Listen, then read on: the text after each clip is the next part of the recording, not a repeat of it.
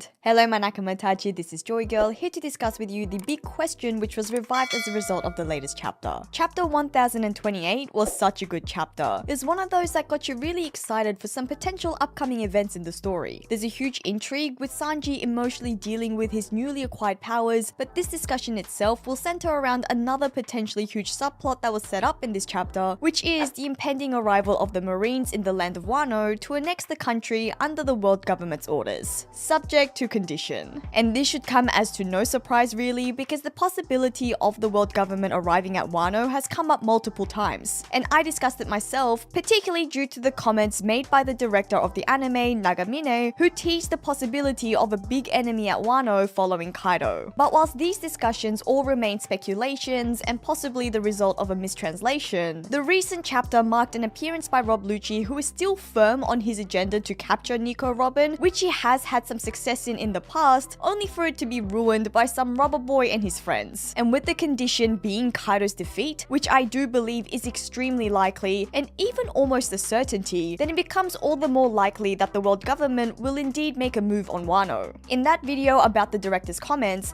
I did raise some doubts about the Marines showing up due to the comment that was made in the series about them not having enough manpower, but also that if the story develops so that their available resources are sufficient, then we may see it after all. And now, as the Marines' involvement is contingent on Kaido's defeat, it seems that they are confident that their current forces are enough. Now, from what we saw, Lucci doesn't seem to be aboard any of these ships, as the background interior during his scene seemed to be the inside of a very fancily designed room, which could perhaps be Marijois. But obviously, a Marine fleet will still need to be led by a high-ranking officer, especially if we consider the fact that Wano has a huge number of big-name pirates, and whether Kaido loses or not, it would be in the world government's best interest to bring along a high-ranking commanding officer who's a formidable fighter in their own right. But who this is aboard the ships is a very exciting mystery which has fans talking and is indeed the subject of this video. And one of the potential candidates is Admiral Ryokyugu, or Green Bull, an idea that has been highly popular due to all the theories linking Wano to the Marine Admiral, which only increased after the reveal of Shimotsuki Ushimaru, who some now think may be the Admiral himself. Amongst other things, the premise of this theory is based on the connection between Green Bull fasting and the Wano samurais whose dignity ignores hunger, and the fact that the name Ushimaru contains the name ox in Japanese, with the anime even coloring the ox symbol on his clothing green, like Green Bull.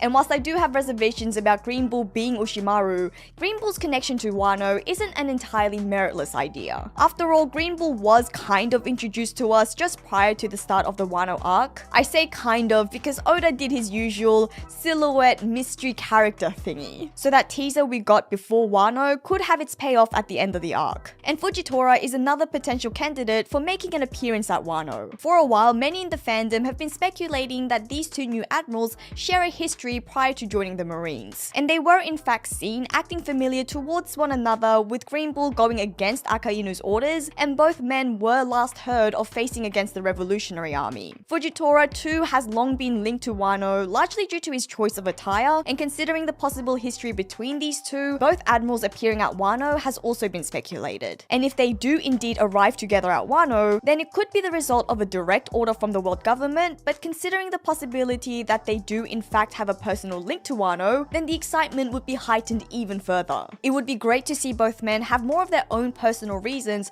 for giving Wano the treatment they think it deserves based on their personal agenda. Fujitora, whom we know to hold a certain distaste of the world government, and going on the assumption that Green Bull is morally geared towards someone he gets along with, then both men, knowing the dark side of a country under world government control, could show up at Wano and protect their country from coming under the control of such a force. Plus, seeing Fujitora drop a meteor shower on the Zoans using his devil fruit is a really cool image I could imagine. We know Oda likes to draw on real life events and history, so Fujitora's meteor shower to wipe out the Zoans would be a really great play on the idea of the asteroid which led to the extinction of dinosaurs.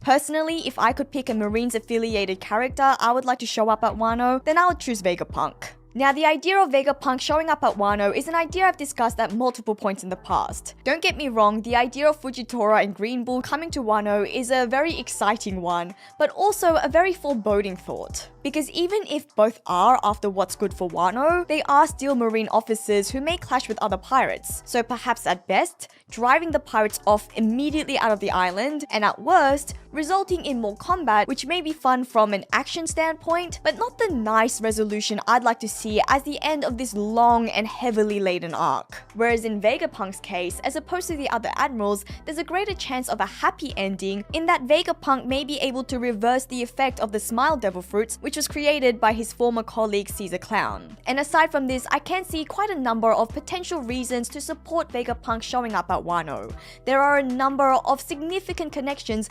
between the Wano arc to Vegapunk's character. On top of the Smile Devil Fruits, there's the artificial Devil Fruit which Vegapunk created himself based on Kaido's lineage factor, which is currently being demonstrated to be quite the surprising success by Momonosuke, contrary to Vegapunk determining it a failure. The numbers in Kaido's crew have also been said to have been created at Punk Hazard, and whilst that doesn't confirm Vegapunk's involvement, it does make it likely, given that we know Vegapunk did throw his hand in gigantification experiments in the past. And then more recently, Queen also revealed his connection to the scientists, all of them forming the genius group MADS, along with others including Vinsmoke Judge. So there are already a lot of links to the character, which sets us up for some potentially very interesting developments and interactions if Vegapunk does indeed arrive. Also, if the reason why the Marines can afford to go to Wano is because of the power brought by the new SSG unit, and it is indeed this unit that is moving on Wano, then it makes sense for Vegapunk to come along to oversee his new experiment. But another figure or figures we could suppose may appear at Wano is none other than Lucci himself and the other CP0 members like Kaku and Stussy, whom we saw to be accompanying Lucci in the last chapter. I know I said at the beginning of the video that it doesn't appear that Lucci is inside a ship,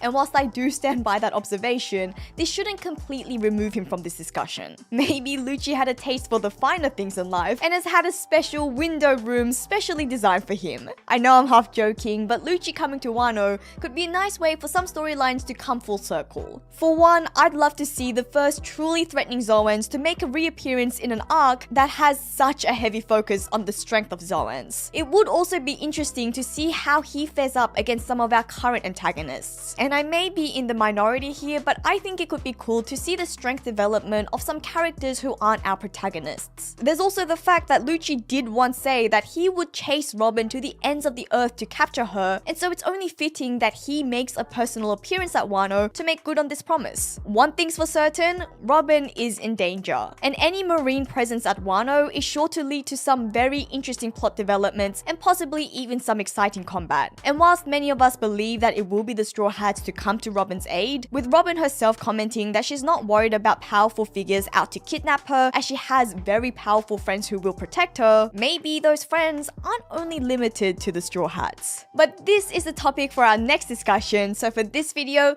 please leave a comment below on your thoughts and whether there are